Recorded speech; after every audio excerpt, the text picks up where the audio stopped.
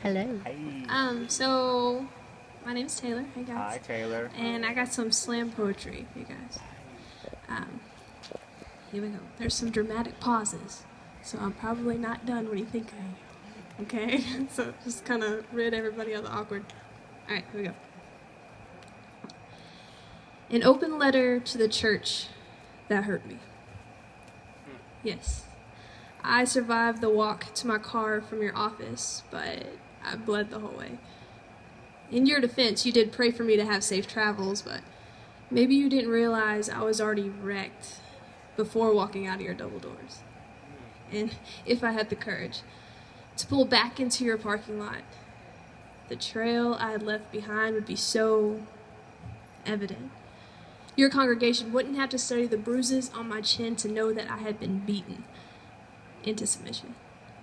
Even though my heart was already susceptible to slavery, I'm a slave to Christ and his righteousness. But for a moment, I began to believe that I was a slave to you. I held my hands open to you as surrender of my sin, and to my surprise, I was tried and found guilty by you. I was then cuffed and imprisoned with rigid rules and statements like, "This is what you should have done instead." And although I agree with you, it's not what I did, but my sin, it was never against you, it was against him. I know that you, church, can correct in love, and oftentimes it hurts being wounded by you. Like a surgeon, you hurt to heal.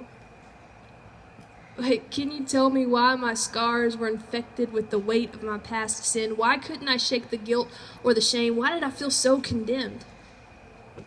You took away my free will and replaced it with rule and regulation for obedience sake. And maybe you tried to take on the role of loving surgeon, but you forgot to sanitize your scalpels with grace. I was not unrepentant. I didn't need to undergo surgery, but you put me down anyway, using a half-empty tissue box as anesthetic, but forgetting to monitor my heart. I'll say it again, it was not unrepentant. I was simply caught in the act of the sin that I struggled to kill, and I was dragged through the mud and tossed at your feet to be judged.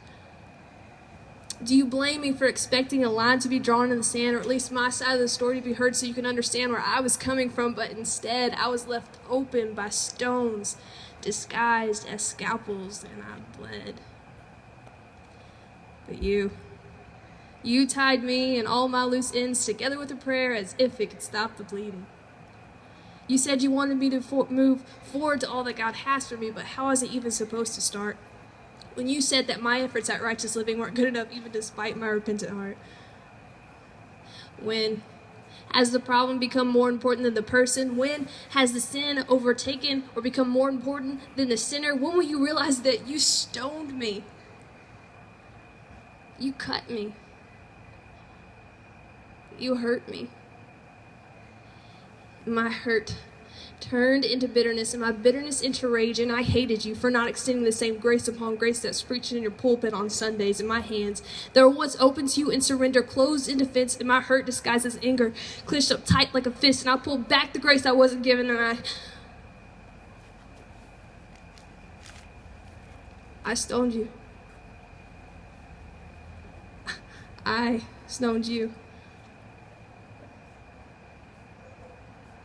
An open letter to the church that hurt me. I forgive you.